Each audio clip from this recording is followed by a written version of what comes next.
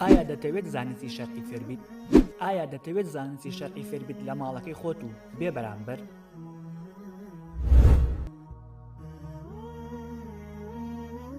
موژدە لە زانکۆی زادیەوە بۆ فێرخوازانی زانستی شەرعی، بۆ هەموو کوردێکی موسڵمان ئەوانەی دەیانەوێت شارەزا بن لە زانستی شەرعی لە بوارەکانی عەقیدەی ئیسلامی، فیکری ئیسلامی، تەفسیری قورئان، تەجوید، سیرەی پێغەمبەری خوا صلی الله علیه وسلم، فەرموودە، فقهی ئیسلامی، ژیانی هاوڵان، مێژووی ئیسلامی، ئادابی کۆمەڵایەتی، ڕەفتار و ڕەوشتی ئیسلامی، زانستی فەرموودە، زانستەکانی قورئان، سیاسەی شەرعی، بانگەوازی ئیسلامی، زمانی عەرەبی و ژیانی پێغەمبەران.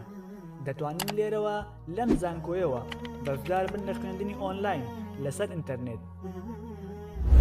لەبەر داوای زۆرێک لە فێرخوازان و بەدەمەوە هاتنیان بۆ خوێندنەکە، بەڕێوەبەرایەتی زانکۆی زادی بڕیاریدا کە لەم ساڵدا هەلێک بۆ فێرخوازان بکاتەوە، هەتا لەم کاروانی زانست و ئیمانە بەردەوام بن و دوانەکەون.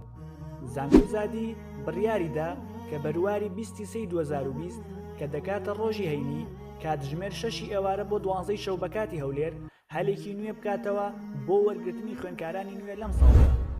بۆیە داوا لە هەموو فێرخوازانە دەکەین کە دەیانەوێت بەشدار بن، خۆیان تۆمار بکەن لە سایتەکە بۆ ئەوەی لە بەرواری 20 سەی 2020 بتوانن بەشداری تاقیکردنەوەی ئاستەکان بکەن کە ئەم تاقیکردنەوەیە پێک دێت لە 50 پرسیار. پرسیارەکانیش بریتین لە پرسیاری گشتی لەسەر ئیسلام.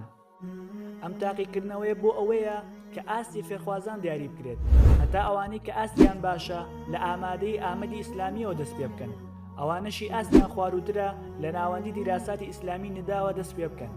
هەر فێرخوازێک لە تاقیکردنەوەی ئاستەکاندا 58 هێنا، ئەوە دەخرێتە ئامادەی ئامەد. هەر فێرخوازێکیش کەمتر لە 58 هێنا دەخرێتە ناوەندی نیدا.